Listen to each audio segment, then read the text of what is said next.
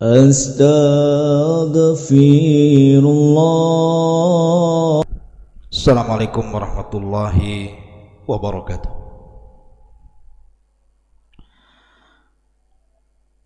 Alhamdulillah wassalatu wassalamu ala Rasulillah wa ala alihi wa sahbihi wa mawalah. Wala hawla wala quwata illa billahi wa ba'du. Qala Allahu azza wa jal, ya ayyuhalladzina amanu taqullaha haqqa tuqatih wa la tamutunna illa wa antum muslimun. Wa qala sallallahu alaihi wasallam, man salaka tariqan yaltamisu fihi ilma sahhalallahu bihi tariqan ilal jannah. Ma'asyiral muslimin, para pemirsa Humairah Channel dimanapun Anda berada, alhamdulillah di malam hari ini dengan izin Allah subhanahu wa ta'ala kita bisa kembali bermuajah walaupun lewat media. Tak lupa salawat iring salam tentunya kita hadiahkan kepada Nabi kita, Nabi besar Muhammad sallallahu alaihi wa ala alihi wasallam. Ma'asyiral muslimin yang dimuliakan Allah subhanahu wa ta'ala, pembahasan di malam hari ini kita akan membahas tentang dahsyatnya syafaat para nabi pada hari kiamat. Ma'asyiral muslimin yang dimuliakan Allah subhanahu wa ta'ala, bicara tentang syafaat, syafaat adalah perkara yang wajib diimani oleh setiap mukmin, baik laki-laki ataupun perempuan, karena tercantum di dalam Al-Quranul Karim. Sebut saja surah Al-Baqarah ayat 255, Al-Anbiya ayat 28, dan juga An-Najm ayat 26 dan yang lainnya. Kemudian juga hadis Nabi sallallahu alaihi wasallam, hadis Abu Hurairah radhiyallahu an, Nabi sallallahu alaihi wasallam bersabda, likullin nabi da'watun mustajab, fata'ajjala kullu nabiyyin da'watahu, wa inni ikhtaba'tu da'wati syafa'atan li ummati yaumal qiyamah. Setiap para nabi itu memiliki doa yang akan diijabah Allah subhanahu wa ta'ala,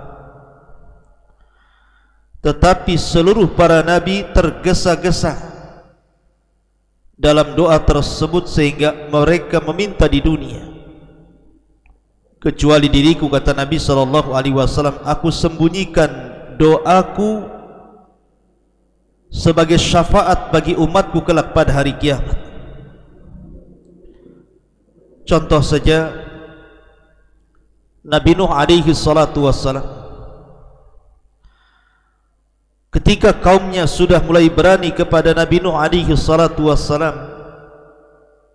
bahkan sudah mengancam untuk melakukan pembunuhan,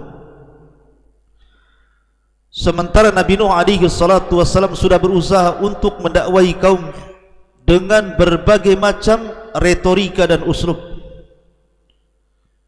tetapi hidayah milik Allah subhanahu wa ta'ala. Kaumnya justru menentang Nuh alaihi salatu wassalam.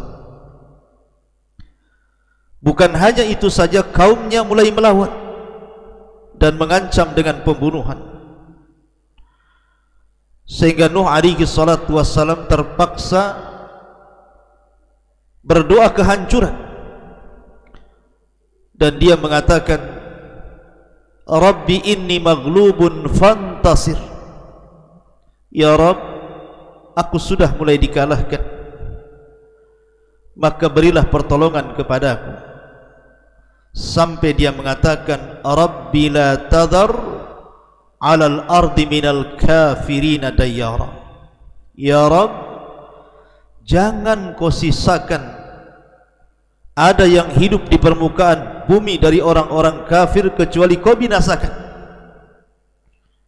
Dan Allah subhanahu wa ta'ala ijabah doanya Nuh alaihi salatu wassalam, sehingga Allah kirimkan tufan yang sangat besar dan meluluh lantakkan seluruh umatnya kecuali orang-orang yang berada di perahu Nuh alaihi salatu wassalam. Dan para nabi yang lainnya, mereka meminta kehancuran kepada kaumnya, dan Allah subhanahu wa ta'ala mendengarkan doa-doa para nabinya dan mengabulkannya, kecuali Nabi sallallahu alaihi wasallam. Dia mengatakan, wa inni ikhtaba'tu da'wati syafa'atan li ummati yaumal qiyamah, tetapi aku sembunyikan doaku ini untuk kujadikan syafaat pada hari kiamat bagi seluruh umatku. Makanya ketika dua malaikat penjaga bukit yang ada di negeri Taif menawarkan untuk melemparkan dua bukit itu kepada penduduk Taif yang sudah menyakiti Rasul, Nabi SAW tidak melakukan seperti yang dilakukan Nuh alaihi salatu wassalam. Tapi Nabi SAW mengatakan, Allahumma hdi biqaumin fa innahum la ya'lamun, ya Rabb, berikan saja petunjuk kepada mereka, kirimkan saja hidayahmu kepada mereka, karena mereka kaum yang tidak tahu bahwa saya ini seorang nabi. Ma'asyiral muslimin yang dimuliakan Allah azza wa jalla, dan ini menunjukkan kasih sayang Rasul kepada umatnya kita semuanya, dan sebagai dalil bahwa ada syafaat para nabi pada hari kiamat. Ma'asyiral muslimin yang dimuliakan Allah subhanahu wa ta'ala, bahkan Nabi SAW diunggulkan dari seluruh para nabi dan rasul. Dia diizinkan untuk memberikan syafaatul uzma, syafaat yang sangat besar, yang tidak diberikan kecuali kepada Nabi kita Muhammad sallallahu alaihi wasallam saja. Dan ini disabdakan oleh Nabi sallallahu alaihi wasallam, u'titu khamsan lam yu'tahunna ahadun minal anbiya'i qabli, aku diberikan 5 perkara yang mana belum pernah diberikan kepada siapapun dari kalangan nabi sebelumku. Salah satunya Nabi SAW mengatakan, wa u'titu syafa'ah, dan aku diberikan syafaat. Artinya di sini syafaatul uzma, karena seluruh para nabi memberikan syafaat, tetapi syafaatul uzma, syafaat yang sangat besar, tidak diberikan kecuali kepada Nabi SAW. Bagaimana kisahnya? Kenapa syafaatul uzma ini hanya diberikan kepada Nabi kita Muhammad SAW saja, dan tidak diberikan kepada para nabi bahkan Rasul sebelum Muhammad SAW saja? Ma'asyiral muslimin yang dimuliakan Allah subhanahu wa ta'ala, disebutkan tentang kisah syafaatul uzma ini ketika Allah subhanahu wa ta'ala mengumpulkan seluruh manusia, sejak manusia yang awal sampai yang terakhir. Anda bisa bayangkan berapa jumlah manusia kala itu berkumpul di padang mahsyar. Sejak zaman Nabi Adam, manusia pertama, sampai orang yang terakhir meninggal saat kiamat dibangkitkan. Tentu jumlahnya tidak ada yang tahu kecuali Allah subhanahu wa ta'ala. lah manusia sebanyak itu dikumpulkan di padang mahsyar, kemudian matahari didekatkan 1 mil di atas kepala, kemudian keringat dicucurkan dari badan-badan mereka karena panas yang bersangatan. Tidak ada makanan, tidak ada minuman. Posisi mereka hanya bisa berdiri dan tidak bisa duduk, apalagi berbaring. Yauma yaqumun nasu li rabbil alamin. Pada hari manusia semua berdiri di hadapan Allah Subhanahu wa taala, Rabb semesta alam. Dahsyat luar biasa. Manusia kebingungan. Mereka tidak tahu apa yang harus mereka lakukan. Mereka tidak tahu harus mengadu ke mana. Kondisi mereka luar biasa, sangat mengkhawatirkan dan menyedihkan. Sehingga akhirnya kemudian mulailah manusia itu berpikir untuk mendatangi para nabi. Maka mulailah seluruh manusia mendatangi Nabi Adam alaihi salatu wassalam, kemudian mengatakan, ya Adam, anta abul bashar, khalaqakallahu biyadihi wa nafakha fika min ruhihi wa amara al malaikata fasajadu lak isfa' lana ila rabbik ala tara ila ma nahnu fi. Maka mulailah mereka berdialog dengan Adam alaihi salatu wassalam. Mereka mengatakan, ya Adam, bukankah engkau adalah bapak kami, bapak manusia semuanya? Bukankah Allah Subhanahu wa taala telah menciptakan dirimu dengan tangannya, meniupkan langsung ruh ke dalam hatimu, kepada jasadmu oleh Allah Azza wa Jalla, dan Allah memerintahkan malaikat untuk sujud kepadamu dan mereka sujud kepadamu. Isfa' lana ila rabbik, mintalah syafaat kepada Rabbmu untuk kami ya Adam. Ala tara ila ma nahnu fi, tidakkah kau lihat bagaimana kondisi kami? Tidakkah sedih dan iba melihat kondisi seluruh turunan wahai Adam? Tapi apa jawaban Adam alaihi salatu wassalam? Adam alaihi salatu wassalam tidak sanggup memberikan syafaat kepada seluruh turunannya, sehingga dia memberikan uzur kepada kita semua dan mengatakan, inna rabbi qad ghadibal yawma ghadban lam yaghdab qablahu mithlahu wa lam yaghdab qablahu wa lam yaghdab mithlahu ba'dahu. Kata Adam alaihi salatu wassalam, aku tidak bisa memberikan syafaat kepada kalian karena Rabbku pernah murka kepadaku dengan kemurkaan yang belum pernah ia murka sebelum dan sesudahnya. Apa kemurkaan Allah kepada Adam sehingga Adam tidak bisa berikan syafaat kepada seluruh turunannya? Adam memberitahu, innahu qad nahani anis syajarati fa asaitu. Dulu waktu di sorga, kata Adam, aku pernah dilarang tidak boleh mendekati pohon yang dilarang oleh Allah Subhanahu wa ta'ala, tetapi aku bermaksiat akan perintah Allah Azza wa Jalla sehingga aku diturunkan dari sorga ke bumi. Maka Adam mengatakan, nafsi nafsi nafsi nafsi, uruslah diri kalian, uruslah diri kalian. Tapi Adam alaihi salatu wassalam menyarankan, idhabu ila ghairi idhabu ila, sebaiknya kalian menyingkir dari diriku, pergi dari sisiku, temuilah Nuh alaihi salatu wassalam, barangkali dia bisa berikan syafaat kepada kalian.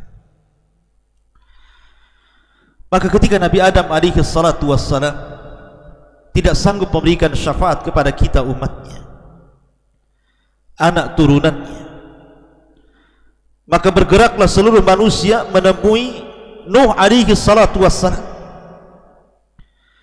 Kemudian mereka mulai berdialog di hadapan Nuh dan mengatakan, ya Nuh, innaka anta awwalur rusul ila ahli al-ardi wa qad sammakallahu abdan syakura.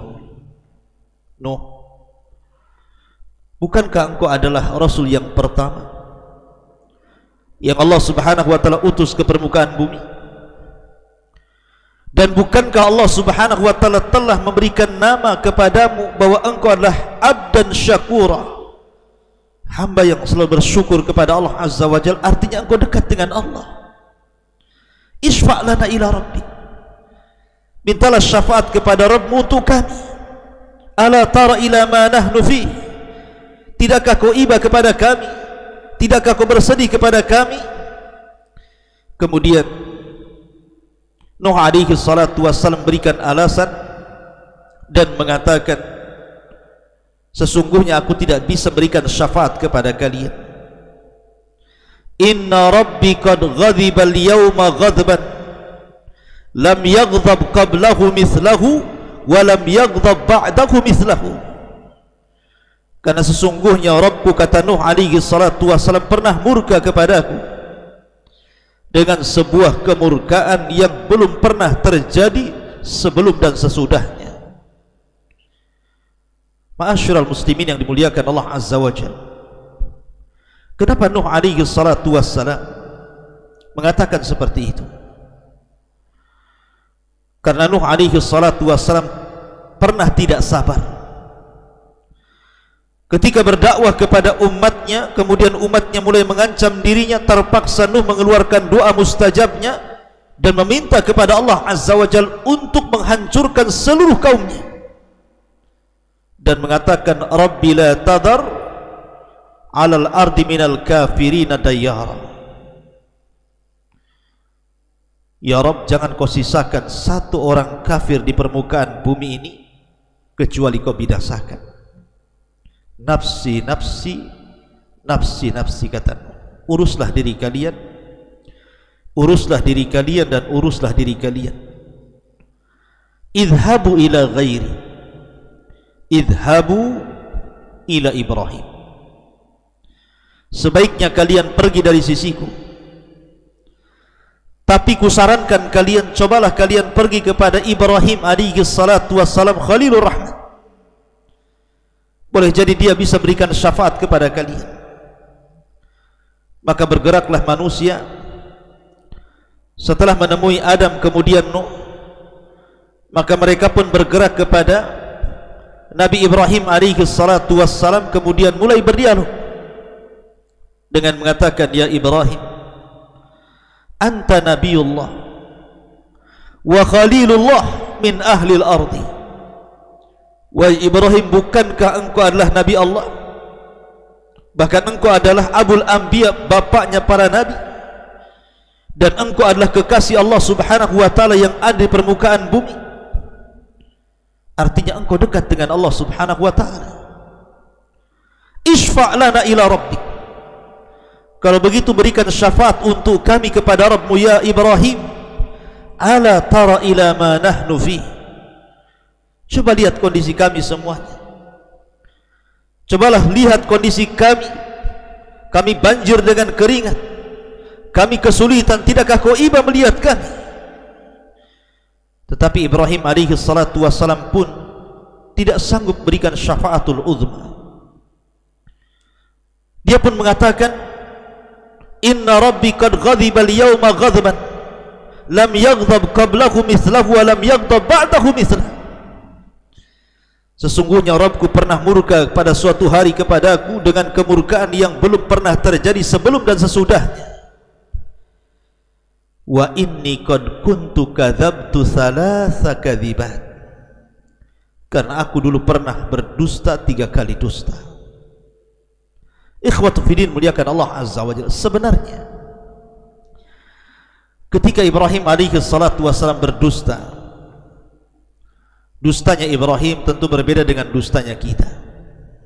Kalau kita berdusta, terkadang hanya untuk menutupi aib kita, menutupi ketidakmampuan kita, atau mengambil hak orang lain, atau mendolimi orang lain, atau untuk mengambil sebuah keuntungan sehingga kita berdusta. Tapi Ibrahim berdusta bukan untuk itu. Ibrahim itu berdusta karena kemaslahatan dakwah. Pertama, ketika ayahnya mengajak Ibrahim Azar untuk ikut pesta pora bersama Namrud dan seluruh masyarakat Babil, Ibrahim mengatakan, engkau saja wahai abi pergi sana, fa inni sakim, saya sedang sakit. Padahal dia tidak sakit. Dia sedang merencanakan untuk menghancurkan patung-patung dan berhala-berhala Namrud dan juga kaumnya. Maka ketika ayahnya sudah pergi, dia pun keluar, kemudian masuk ke ruangan berhala-berhala Namrud, kemudian dihancurkan seluruh berhala-berhala itu, kemudian disisakan satu berhala yang sangat besar, kemudian dikalungkan palunya di leher ke berhala itu. Ketika selesai ulang tahun Namrud atau ulang tahun kerajaan Babil, Namrud tahu bahwa berhalanya dihancurkan oleh seseorang yang tidak tahu siapa dia, sehingga Namrud kemudian mengerahkan seluruh mata-mata. Akhirnya kemudian ketahuanlah bahwa yang menghancurkan patung-patung itu adalah Ibrahim. Ditangkaplah Ibrahim, kemudian ditanya, a anta fa'alta bi alihatina ya Ibrahim, apakah engkau yang melakukan dan menghancurkan patung-patung kami ini semua, hai Ibrahim? Maka Ibrahim kemudian berdusta dan mengatakan, bal fa'alahu kabiruhum hadha, yang melakukan itu patung yang paling besar yang ini, bukan saya. Artinya bahwa dustanya Ibrahim untuk kemaslahatan dakwah. Kemudian juga yang ketiga, ketika dia berdusta kepada Raja Mesir yang zalim dan mengatakan kepada istrinya, jangan kau katakan kau istriku, tapi katakanlah kau saudariku, karena kalau dia tahu dia istriku, kau akan diambilnya dan mereka akan membunuh diriku. Jadi Ibrahim berdusta itu supaya menyelamatkan kehormatan keluarganya. Tetapi itu pula yang menjadikan penghalang Ibrahim tidak bisa memberikan syafaat kepada seluruh umat manusia, sehingga Ibrahim mengatakan, nafsi, nafsi, nafsi, nafsi, uruslah diri kalian, uruslah diri kalian, aku tidak sanggup berikan syafaat kepada kalian. Tapi Ibrahim mengatakan, idhabu ila ghairi, idhabu ila Musa, sebaiknya menyingkirlah kalian dariku, coba temui Musa, barangkali Musa bisa memberikan syafaat kepada kalian. Bergeraklah manusia mengarah kepada Musa alaihi salatu wassalam. Mulailah kemudian mereka berdialog dengan Musa dan memuji Musa dan mengatakan, ya Musa anta Rasulullah, faddalakallahu birisalatihi wa bikalamihi ala nas. Wahai Musa, engkau adalah utusan Allah. Allah utamakan dirimu dengan risalahnya, dengan kalamnya. Engkau adalah kalimullah, artinya engkau bisa bicara dengan Allah Azza wa Jalla. Engkau berbeda dengan para nabi yang lainnya. Engkau bisa berdialog langsung dengan Allah tanpa perantara. Isfa' lana ila rabbik, cobalah kau datang kepada Rabbmu, mintakan syafaat untuk kami semua. Ala taro ila ma nahnu fih, tidakkah kau iba melihat kondisi kami wahai Musa? Lihat kondisi kami, kami kepanasan, keringat bercucuran, sebagian kami tenggelam dengan keringatnya, tidak ada makanan, tidak ada minuman, kami kesulitan wahai Musa. Tidakkah kau iba melihat kondisi kami? Maka Nabi Musa alaihi salatu wasallam pun berikan udzur bahwa dia tidak sanggup berikan syafaat itu, dan dia mengatakan, inna rabbi qad ghadiba al-yawma ghadban lam yaghdab qablahu mithlahu wa lam yaghdab ba'dahu mithlah. Maaf saja, aku pernah mendapatkan kemurkaan Allah, dan Allah tidak pernah murka sebelum seperti itu ataupun sesudahnya kepadaku. Wa inni qad qataltu nafsan, aku sudah pernah membunuh jiwa. Ma'asyiral muslimin yang dimuliakan Allah Subhanahu wa taala, Musa alaihi salatu wassalam ketika membunuh seseorang itu bukan karena ada unsur kesengajaan, tidak. Dia sedang lewat, kemudian ada anak muda dari Bani Israel dari kabilahnya Musa sedang berkelahi dengan anak muda dari kabilah Kibti, kabilahnya Fir'aun. Dan anak muda dari kabilah Bani Israel ini hendak mengambil haknya kepada anak muda dari kabilah Kibti. Jadi Bani Israel ini, anak muda dari Bani Israel, posisi yang benar. Musa sedang lewat. Kemudian anak muda ini mengatakan, "Ya Musa, tolonglah diriku, aku tidak bisa untuk membela diri atau mengalahkan anak muda itu." Maka Musa pun kemudian menolong anak muda itu. Kemudian ketika Musa diserang, maka Musa menangkis dengan tangannya. Kemudian anak muda itu terpental. Tiba-tiba anak muda itu meninggal. Artinya Musa tidak ada unsur kesengajaan untuk membunuh orang, tapi sebab itu pula Musa tidak bisa berikan syafaat kepada seluruh manusia. Sehingga Musa mengatakan, "Nafsi, nafsi, nafsi, nafsi, uruslah diri kalian, uruslah diri kalian, uruslah diri kalian. Idhabu ila ghairi, idhabu ila Isa bin Maryam. Sebaiknya kalian pergi dariku, cobalah kalian temui Isa bin Maryam, boleh jadi dia bisa memberikan syafaat kepada kalian." Fayatuna Isa, mulailah mereka datang kepada Isa bin Maryam. Fayaqulun, dan mereka mulai berdialog dengan Isa dan mengatakan, "Ya Isa, anta Rasulullah wa kalimatuhu alqaha ila Maryam wa ruhum min wa kallamta an-nasa fil mahdi sabiyya." Wahai Isa, engkau adalah utusan Allah dan kalimatnya kun yang Allah subhanahu wa ta'ala berikan kepada Maryam. Kemudian Allah meniupkan ruh kepada dirimu dan engkau bisa bicara. Ketika engkau dalam ayunan atau pangkuan, kau masih bayi, kau sudah diberikan mukjizat bisa bicara. Artinya kau sangat diistimewakan Allah, kau dekat dengan Allah. Cobalah bicara dengan Allah. Isfa' lana ila rabbik, mintalah syafaat kepada Rabbmu untuk kami, wahai Isa. Ala taro ila ma nahnu fi, tidakkah kau iba melihat kondisi kami? Tetapi Musa tidak menyebutkan uzurnya, sebagaimana nabi-nabi sebelumnya berikan uzur kenapa tidak bisa berikan syafaat. Tapi Isa hanya mengatakan, idhabu ila ghairi, idhabu ila Muhammad sallallahu alaihi wasallam. Cobalah kalau kalian pergi kepada Muhammad sallallahu alaihi wasallam, boleh jadi dia bisa berikan syafaat untuk kalian. Maka mulailah fayatuna Muhammadan sallallahu alaihi wasallam, mereka mendatangi Rasul sallallahu alaihi wasallam dan mulailah mereka berdialog dengan Nabi sallallahu alaihi wasallam.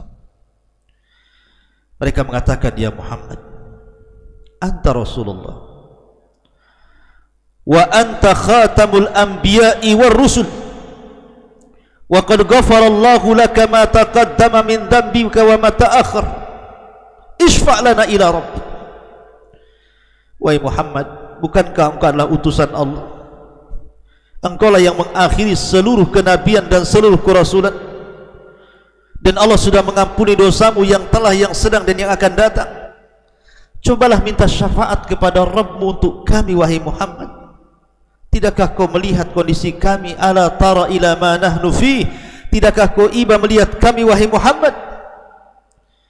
Akhirnya kemudian Nabi SAW ada yang mengatakan, ana laha, akan ku coba. Maka Nabi SAW fantalaqa, beliau pun pergi menemui Allah subhanahu wa ta'ala. Kata Nabi SAW, fa'ati tahtal arshi fa'aqa'u sajidan li rabbi. Aku pun, kata Rasul, mulai mendekati Allah subhanahu wa ta'ala di bawah arsy. Kemudian aku pun sujud kepada Rabbku, dan aku terus sujud kepada Rabbku. Aku memuji Allah subhanahu wa ta'ala dan terus memuji Allah subhanahu wa ta'ala, sampai akhirnya Allah subhanahu wa ta'ala datang menemui diriku dan mengatakan, "Ya Muhammad, irfa ra'saka, sal tu'ta, qul tusma, isfa tushaffa." Wahai Muhammad, angkat kepala, mintalah kau akan diberi, bicara kau akan didengar, mintalah syafaat, kau akan kuberi syafaat. Fa'arfa'u ra'si, maka aku pun mengangkat kepalaku. Fa'akul, dan aku katakan di hadapan Rabbku, ummati ya Rabb, ummati ya Rabb, ummati ya Rabb. Umatku wahai Rabb, tolonglah mereka, berikan syafaat kepada mereka. Ma'asyiral muslimin yang dimuliakan Allah Subhanahu wa ta'ala, maka Allah Subhanahu wa ta'ala mengatakan, ya Muhammad, udkhil min ummatika man la hisaba alaihi minal babil ayman min abwabil jannah. Saya akan memasukkan dari umatmu orang yang tidak terkena hisab kepada mereka dari pintu sebelah kanan dari pintu-pintu sorga. Ma'asyiral muslimin, sampai akhirnya Nabi SAW di hujung hadis mengatakan, walladhi nafsi biyadi, innama bainal misra'aini min masari'il jannati kama baina makkata wa hajar, atau kama baina makkata wal ihsan. Kata Nabi SAW, demi zat yang jiwaku berada di tangannya, sesungguhnya dua pintu daun sorga itu sangat lebar dan sangat luas sekali, antara Mekah dan Hajar, atau antara Mekah dan Busra dan Ihsa yang ada di Ihsa, artinya di Syam, ataupun di Busra di Irak, menunjukkan luasnya pintu sorga itu. Ma'asyiral muslimin yang dimuliakan Allah Subhanahu wa ta'ala, maka Nabi SAW mulai memberikan syafaat kepada seluruh manusia. Tentu manusia yang mentauhidkan Allah Subhanahu wa ta'ala, karena Nabi SAW bersabda, as'alun nas yaumal qiyamah bi syafaati man qala la ilaha illallah. Orang yang paling bahagia dengan syafaatku, kata Rasul, pada hari kiamat adalah orang yang mengucapkan kalimat la ilaha illallah. Ma'asyiral muslimin yang dimuliakan Allah Subhanahu wa ta'ala, ini diantara kisah syafaatul udzma, syafaat yang khusus yang hanya diberikan oleh Allah Subhanahu wa ta'ala kepada Nabi kita Muhammad sallallahu alaihi wasallam. Ya, di sana ada syafaat khusus yang lainnya. Di antaranya adalah ketika Nabi sallallahu alaihi wasallam ditanya oleh Abbas bin Abdul Muttalib soal keadaan pamannya Abu Talib yang sangat dicintai dan mencintai itu. Karena kita tahu Abu Talib ini meninggal dalam kondisi kafir, sampai dia meninggal tidak mengucapkan dua kalimat syahadat yang menandakan keislamannya. Tetapi jasanya luar biasa untuk menopang dakwah Nabi SAW. Bahkan ketika wafatnya, tahun wafat disebut Amul Hazni, tahun kesedihan. Sehingga Abbas bertanya kepada Nabi SAW, ya Rasulullah, hal nafa'ta Aba Talibin bi syai'in fa innahu kana yahutuka wa yaghdhabu lak. Ya Rasulullah, apakah engkau bisa berikan manfaat kepada Abu Talib? Padahal Abu Talib sudah berusaha untuk melindungimu di dunia, bahkan dia marah karena apabila ada orang yang menyakitimu, maka dia paling marah dan ingin membela. Apakah engkau akan bisa berikan manfaat kepada Abu Talib pada hari kiamat, padahal dia mati kafir dan orang kafir masuk neraka, bahkan dikekalkan di dalam. Maka Rasul mengatakan, na'am huwa fi dhahdhahi min narin walaula ana lakana fi darkil asfali minan nar. Kata Nabi SAW, ya, dia berada di intip neraka yang paling dalam. Dalam riwayat, berada di atas gelombang neraka yang bergelombang-gelombang. Kalaulah bukan karena diriku, kata Rasul, tentu dia berada di intip neraka yang paling dalam. Itulah syafaat khusus yang diberikan Rasul kepada Abu Talib.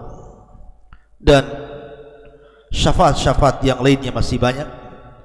Di antaranya syafaat Nabi SAW, orang yang sudah dipastikan masuk surga tidak bisa masuk surga kecuali Rasul yang berikan syafaat akhirnya semua masuk surga, termasuk orang yang seimbang kebaikan dan keburukannya. Ashabul A'raf juga mendapatkan syafaat Nabi SAW, termasuk orang yang sudah diponis masuk neraka kemudian dimasukkan ke dalam surga karena syafaat Nabi SAW.